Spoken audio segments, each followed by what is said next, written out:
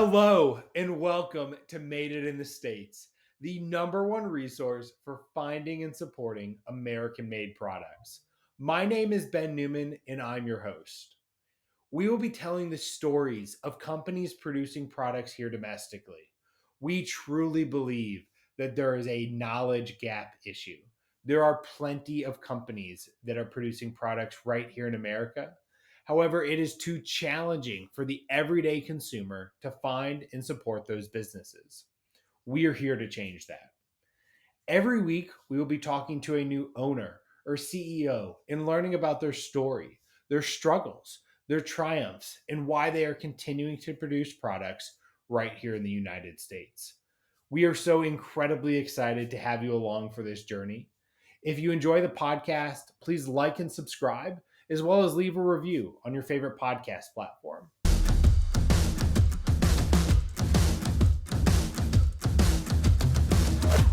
On today's podcast, we are talking to Katrina Boldry.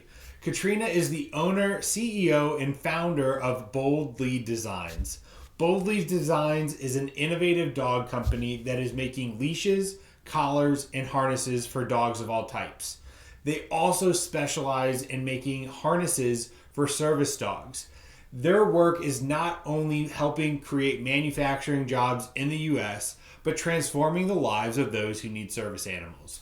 We're going to learn how Katrina started the business from a childhood experience and has taken it to where it is today. Let's jump in and talk to Katrina. On today's podcast, we are joined by Katrina Boldry, the owner and designer of Boldly Designs. Katrina, thanks for joining us today.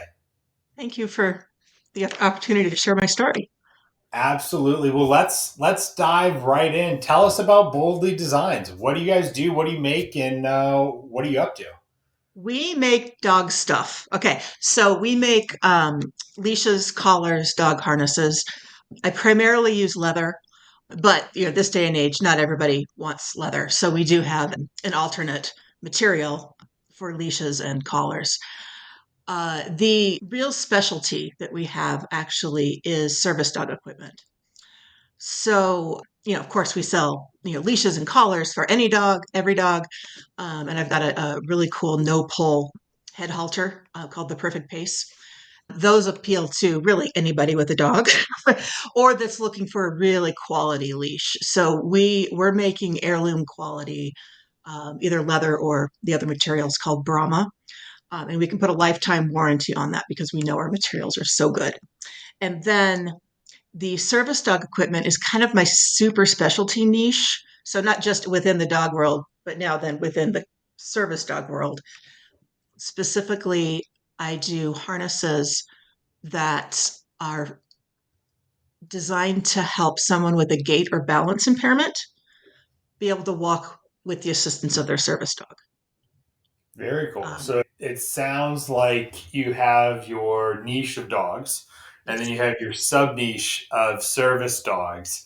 I'm really excited to learn Yeah. more about the business, what you guys are offering, different materials, and stuff like that. But let's just take a step back, Katrina. How'd you get into this? Is this something you've been doing since day one? Tell us about your story and how you got to Boldly Designs. Yeah. So when I was a kid, circa 1993, I raised a puppy for Guide Dogs for the Blind.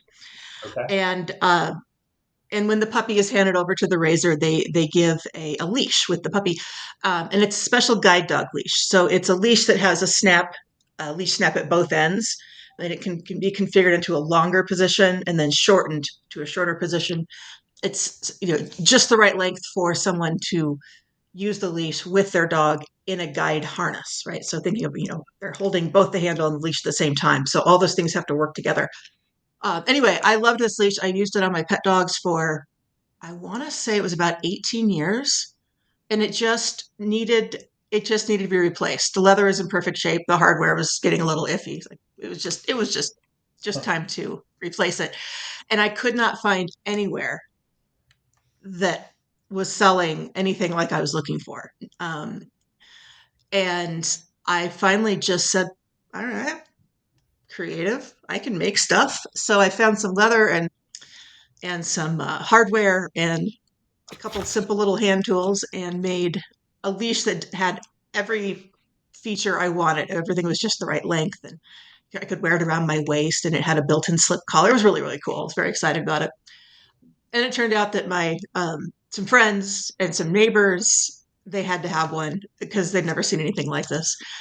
And it's not a brand new concept. Europe. This is what Europeans would call a dog leash. It's a lead. We would call them Euro leads. But yeah, so multifunctional leashes that can do more than one thing essentially. Anyway, so that just led to the idea, and in 2008, I founded Boldly Designs and just made leather dog leashes for a while, and then as I found a really neat, novel way to make collars, I started making collars because I found this awesome metal buckle hardware that was very cool. And then from there, just with my background, raising a service dog puppy, I at the time, I don't even know how I had spare time on my hands. I was working a full time job. And anyway, I volunteered with some local service dog training organizations just because I wanted to help them out, and asked if they had uh, any equipment needs. Could I make a special leash? Is there, do some of your clients not have the right leash that works with their wheelchair, et cetera? And it turns out that nobody had thought about how to make a leash that works with a wheelchair, which seems like not that complicated of a concept to me, but I just observed, people were, they may not have the strength or even dexterity to hold the leash themselves. So what are they doing? They're getting all tangled up. The leash hits the ground and gets tangled up in the wheels, and that's like really dangerous. And so, yeah, I saw that and just started thinking of ways to solve that problem. And then they asked me to take a look at some of the harnesses their dogs were wearing because they couldn't get them to fit right. They were wanting to see if maybe I could punch some holes and, adjust the fit correctly. And then it just turned out that those harnesses that they showed me, those were balance harnesses. So those were, they had like a stiff metal handle that sticks straight up so someone can balance next to Mm-hmm. their dog. Um, and I'd never seen such a thing. But once they told me to look at it, I just figured out they were just badly designed. The dogs hated wearing them. The people couldn't even hardly put them on the dogs without assistance. And what good is equipment if you can't use it? And so they asked me to design a better harness because all I could see in it was flaws and hear complaints. So I was like, there's got to be a way to do this. So that's how I got into this. And how long are you full time in the business now? Or do you still have a? And when did you become full time in the business? Let's see. I went full time. So 2008. Um, I want to say around 2010, I went full time in the business. And that was working from home. I had built my shop in the basement. Oh, I just needed help. I mean, I had more work than one person could possibly do and needed space to put the people. So I ended up finding a commercial space to lease and brought in a couple of employees in 2013 and grew from there. And I've run anywhere from 6 to 8 people on the team usually. And usually 2 to 3 are in production building, and then the rest is going to be customer service and shipping and administration and all the other things you need to make a business work. But we're all a really small team. We all do a little bit of everything together. Awesome. Well, those are the best type of businesses, group of passionate people who are working and building something. And it sounds like you guys are absolutely doing that. Katrina, where are you guys based out of? I'm in Aurora, Colorado, so we're just outside of Denver. And is that where do you guys still have a commercial space? Or are you guys still I near do. a? Yeah, I actually have a bigger space than that now. It's not gigantic. It's about 3,000 square feet. Um, and kind of a commercial space. We don't really have a storefront because we're not necessarily a walk-in business. We're mostly online. That being said, because what we do is so specialized, we do have people that will come to us as a destination. Like if they're on a road trip, they will come through and see us to have their dog measured for a harness or something, for example. So that's pretty cool that we've Yeah, that that people that want to meet us in person, and so they are obviously welcome to come and see the shop. that's very cool. And so I think let's dive into a little bit more about what you guys make. So, we broke it down into collars, leashes and then some of the more specialty leads and service dog type products. Is that a fair assessment of Yes, some exactly. categories? That's So exactly it. help us understand, what what's the biggest part of the business? Is the service dog category kind of your bread and butter, and that's where you do a lot of stuff, or are your leashes and general collars kind of the bread and butter of the business, and then it empowers you and enables you to do some of the more specialty service dog type products? The answer is both. Uh, Earlier on, it was mostly dog leashes, collars, pet stuff. Okay. And then the service dog stuff was important, but was kind of carried by, the utilities were paid by the leashes and stuff. And the it has flipped in the last couple of years, actually. Just that the economic climate has been just challenging, as I'm sure everybody will can relate. That has flipped a little bit. So lately, I'm leaning more into let's focus on what we do well that nobody else is doing. I'm starting to kind of reorganize and plan ahead. We're going to focus more on the service dog stuff because you can get a leash anywhere, right? And of course, we'll still have the leashes, but focusing more on that will allow us to bring some new designs to market as well. I've always got lots of ideas. It's just a matter of finding the time to make them work. Yeah, no, absolutely, and it's cool that you're able to pivot like that. Can you help us understand, roughly how big you guys are? How many employees do you guys have now? I have 5 full-time plus me right now, and I have one part-time person. She's a floater, so she's just an awesome extra set of hands for whatever we need that I can call in. And I try to look for a pretty good, you know, group of people that have a variety of different skill sets because between all of us, somebody's going to be really good at that one thing that needs to get done. So I try to find people that can kind of fill in the gaps, and I'm sure a lot of other artisan businesses will tell you it is surprisingly hard to find people that are willing and able to work with their hands. It's Absolutely. and that actually care about what they're doing, because that comes through in the quality of what they're producing and what they're putting out there and the pride they have in what they're making when it goes out into the real world and helps people. So I tend to collect a really interesting, um, kind of quirky group of people, or all misfits in our own way. So we That's like it that sometimes the way. best. Yeah, Yeah. that's the best. You get a group of people together who all have their own unique skill sets, and you guys can form a really cohesive, well-oiled machine. And it sounds like that's exactly what you guys have done regarding the business. Where how do you guys sell these to people? Are you direct to consumer, all on your website?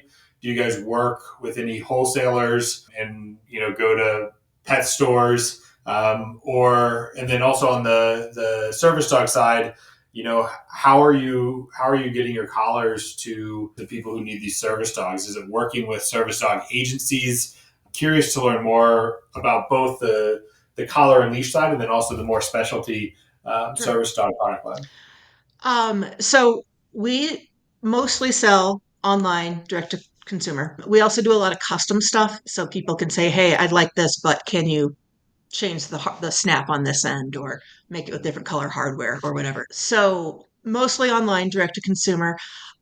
We have had a few like wholesale, and they're going to be mostly like small local independent pet supply shops that have carried our stuff off and on.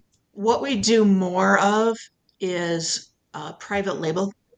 So, for example, we're making that dog training company's special leashes, and we make all of them. Actually, fun fact, in 2016, I had just moved into that larger space, and I get a call from a guide dog training organization who needs leashes. And this was the same organization that gave me my leash in the first place in 20, what was that, 1993. Um, Wow. so it was really, really cool to come completely full circle and now be making the leashes that got me into this in the first place. and they're kind of like on a routine schedule. They need X number of leashes a month, and so it's just and their volume is high enough. It's just worked into our daily production, and then then there's a lot of more independent dog trainers that'll place some orders at a discount. It doesn't What we do doesn't necessarily resale great because I can't give the kinds of discounts that mass produced product manufacturers can offer. So that kind of lets it really keeps our product a little bit more niche. Does that make Mhm. sense? Yeah, absolutely. And it sounds like a lot of what you're doing is private label. So you're working with these different guide dog training organizations, and they're saying, "Hey, this is how many we need," and you guys are exclusively producing for them. Is Yeah, that fair? for almost 10 years. 9 years now. Yeah, such a niche, and especially being made in the USA. We'll dive into your supply chain a little bit more, but I'd imagine like other made in the USA businesses, your supply chain is a lot shorter than other manufacturers, and so it allows you to get stuff out the door quicker. But let's chat about your supply chain a little Mhm. bit. Are you sourcing most of your materials domestically? Are you doing international, a mix? Tell us a little bit more about that. Yes. Okay. So leather, the best leather for like pet and equestrian products is coming from U.S. steer hides. Just really good quality hides. That I've worked with leather from two different tanneries. One of them is in St. Louis, still in the States. There's not a whole lot of tanneries left. And then one of the other tanneries I get leather from is in Mexico. And so there's actually a lot of the leather tanning part. So basically taking the raw material and turning it into leather.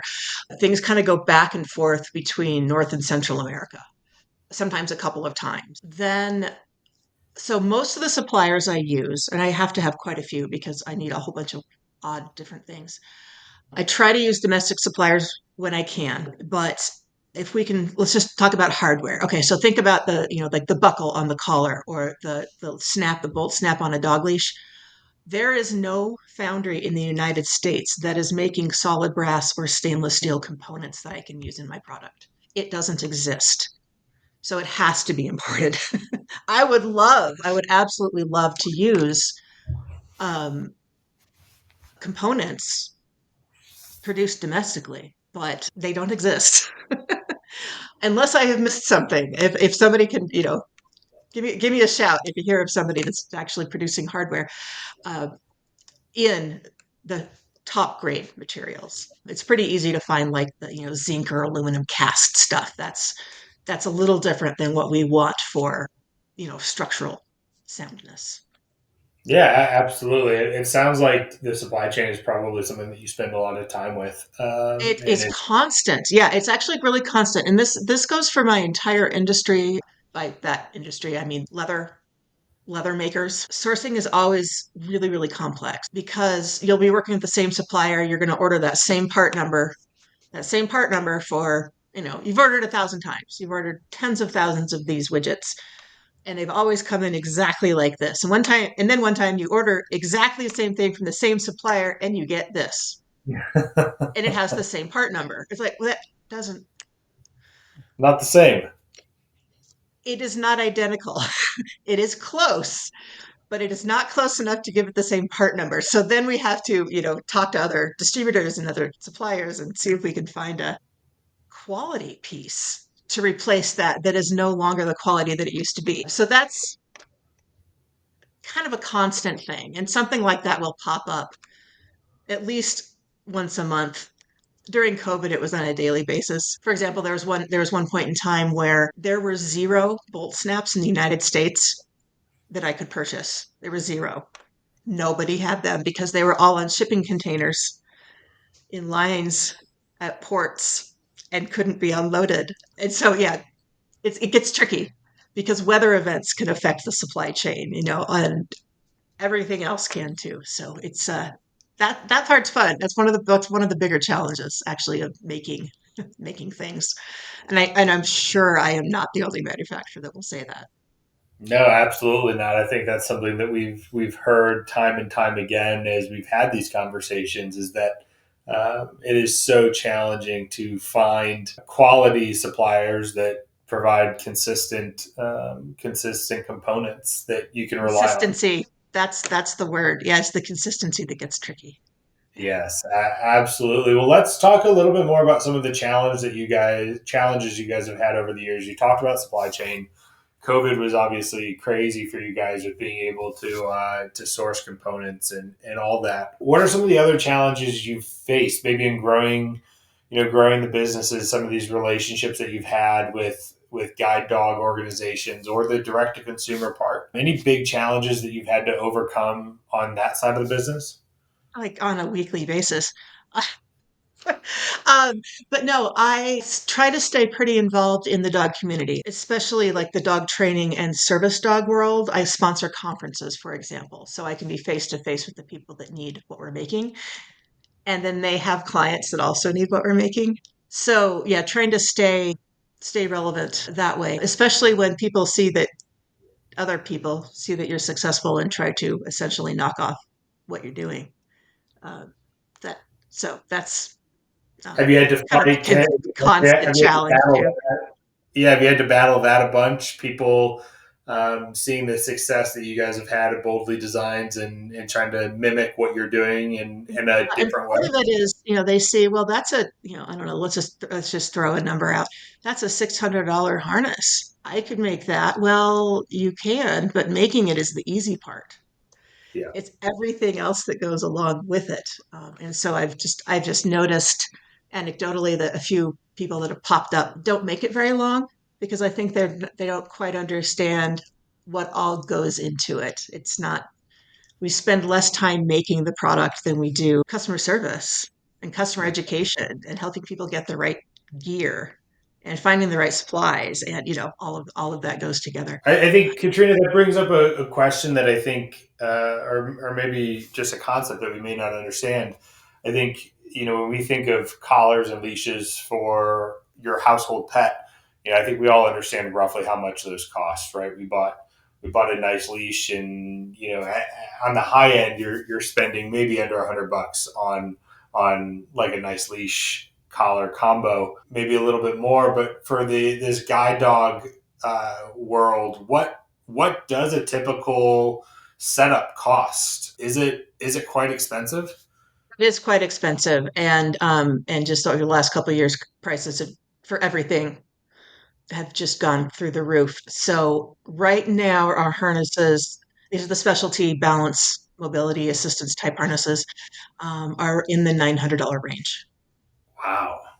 And I would love to do it less for less. I can't.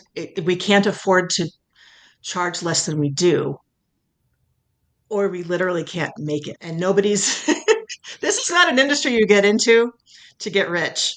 You do Yeah. this because you have the passion for what you're doing, and that you're putting products out that change people's lives. That's pretty damn cool. Um, but what was I saying? Sorry, I lost my train there. Yeah. I mean, you're talking about how it's $900. It's Oh, right. expensive. You can't really do it for It much. is.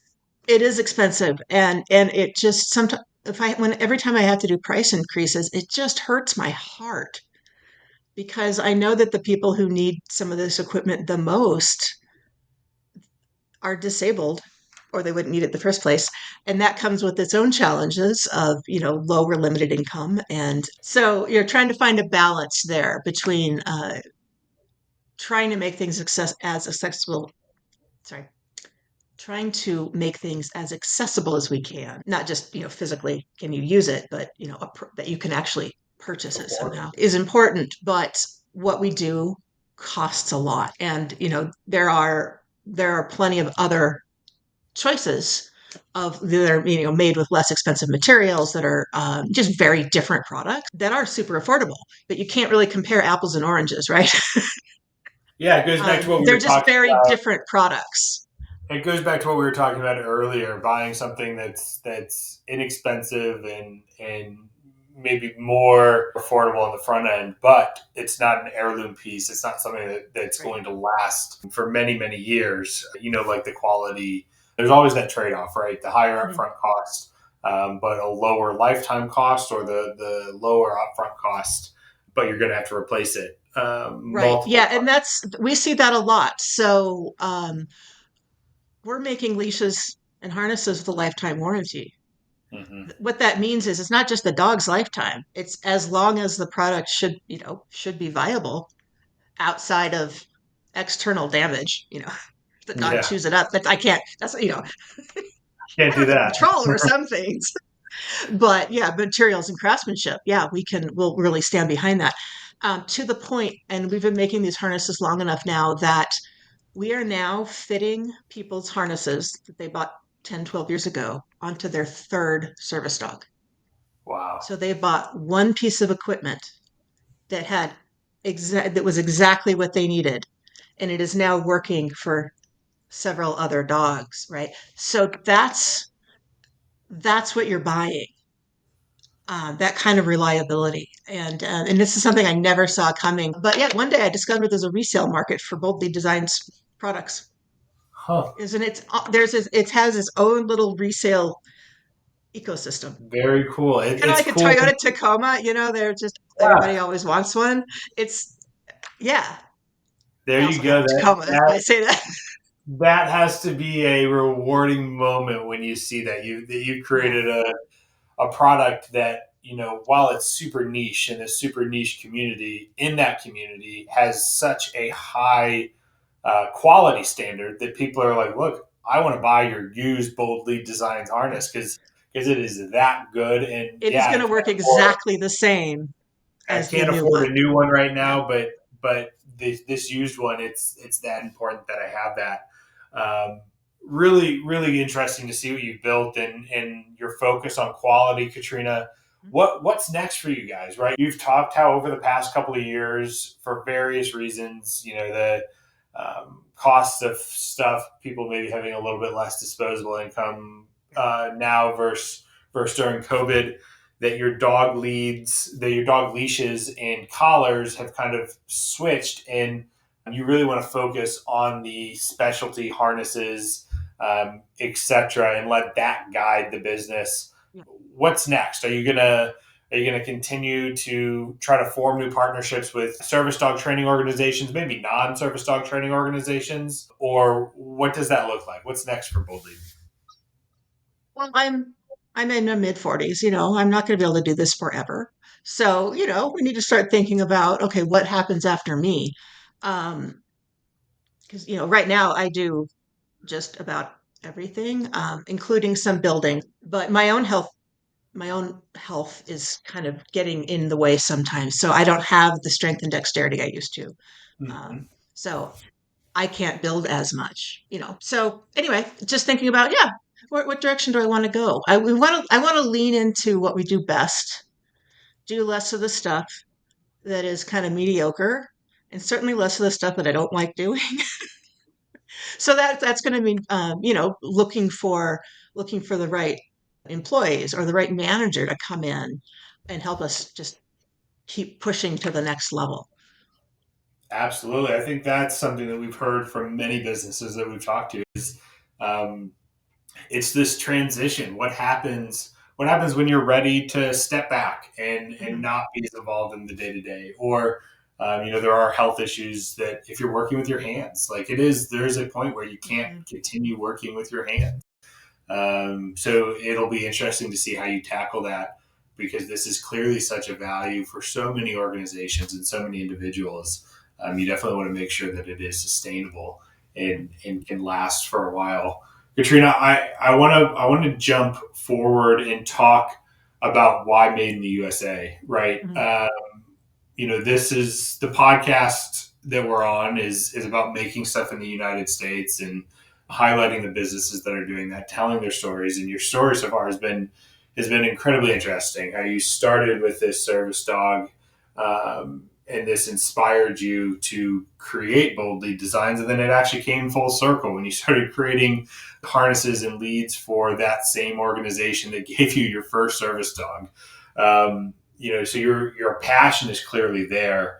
Why have you continued to build stuff in the U.S., have your own manufacturing plant? You've talked about how challenging it is to find people who want to work with their hands.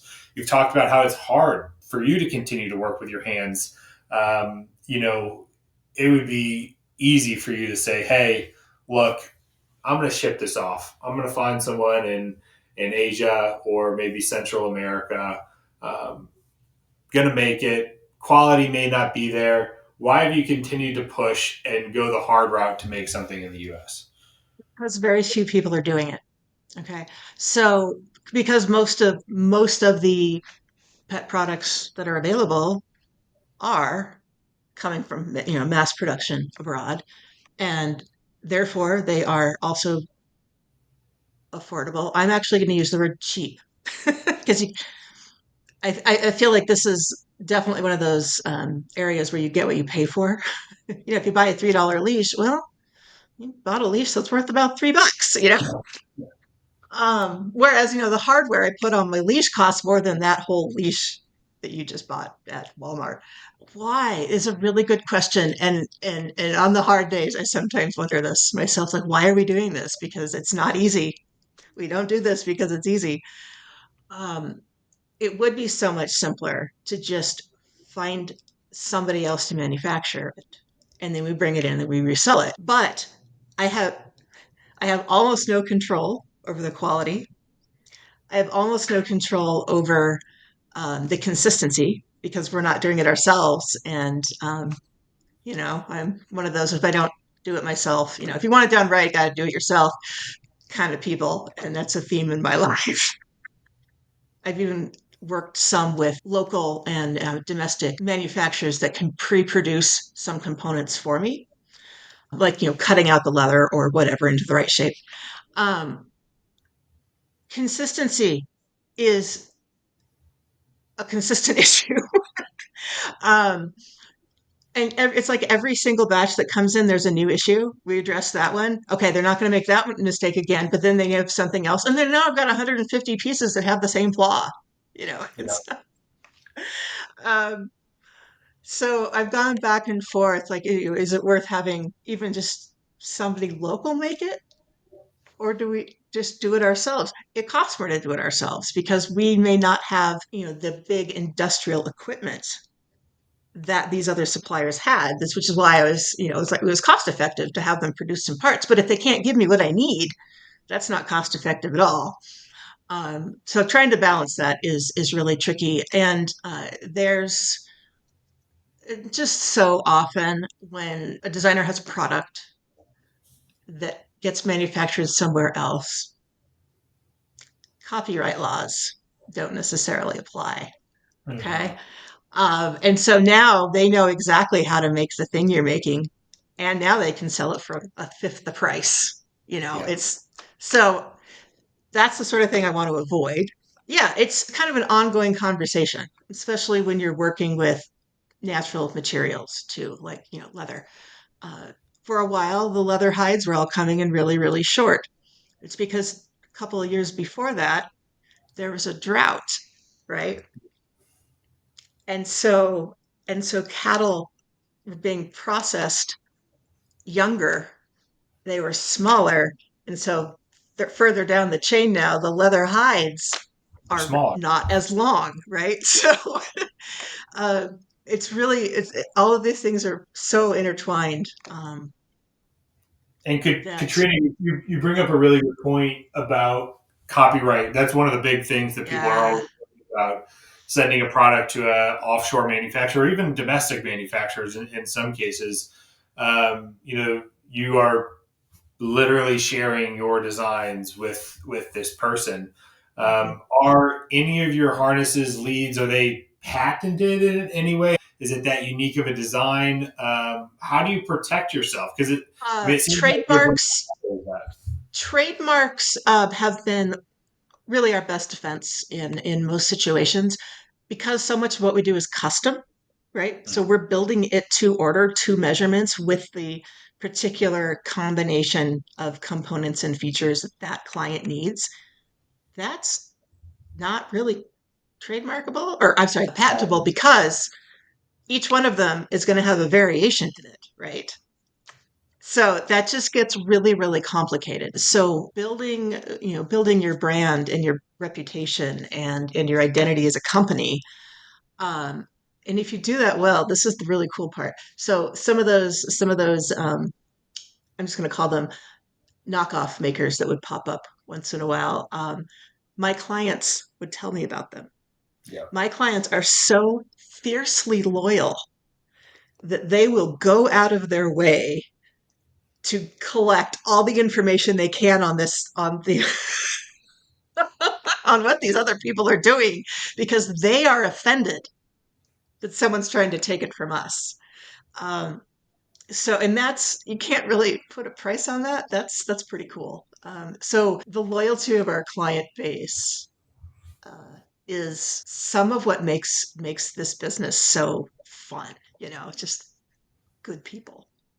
Absolutely. And it sounds like through everything we've talked about, you've just created this community of customers, of employees, of supporters who are all very passionate about what they do. And so you are all moving towards this common goal. And I think this gets into one of our last questions here, about giving back, supporting your community, supporting different causes. You guys obviously are creating these harnesses for people who have life altering disabilities and are suffering, in many ways, from not being able to earn as much on the income, side, to dealing with other health complications and everything that goes along with that. Do you guys do anything to give back to the community in any way?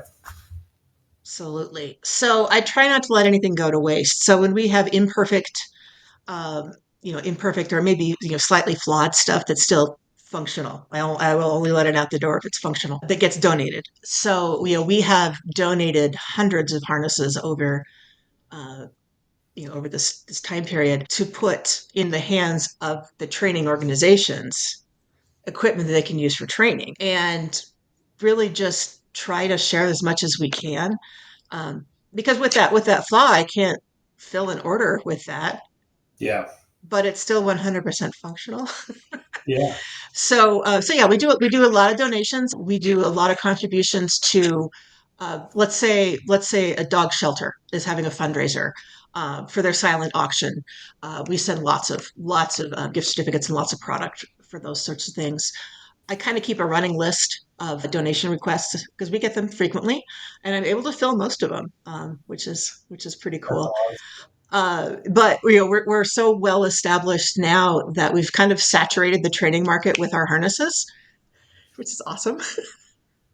So recently, we have been able to sell them at a discount to people you know that are okay with a few aesthetic flaws here and there. Which again just lets us offer something that is a little more affordable. It might not have the same warranty because you're not paying for that warranty, right? But yeah, so we try to share that as much as we can. I do. I've been really fortunate up to this point. We haven't done a whole lot of really traditional types of marketing. What works well for us is like sponsoring dog training conferences. Okay. Yeah. So we're sponsoring the organizations that are doing their best to make people lives with dogs better. So I like to support those types of organizations because ethically we're all kind of aligned and in the same place. Yeah, Um, absolutely. You're getting in front of your people, and your mhm. people are the people in the dog training, world. It's a great way to continue spreading your message, especially because you guys are doing so much good. And you can tell just through this conversation the passion that you have, not only for Boldly Designs, but also the mission that you're working on, providing these high quality harnesses, to for service dogs and training, and then also just the collars and leashes. It's such an important thing. I'll say, I remember when we first got our dog, we got the leash from we rescued our dog, so we got it from the rescue place. Life got busy right after that, and so we used it for a while. Super super cheap. The collar was super cheap, and we have an Australian cattle dog, and for anybody who knows what Australian cattle dogs are, they are crazy sometimes. Yeah, I love Um, them.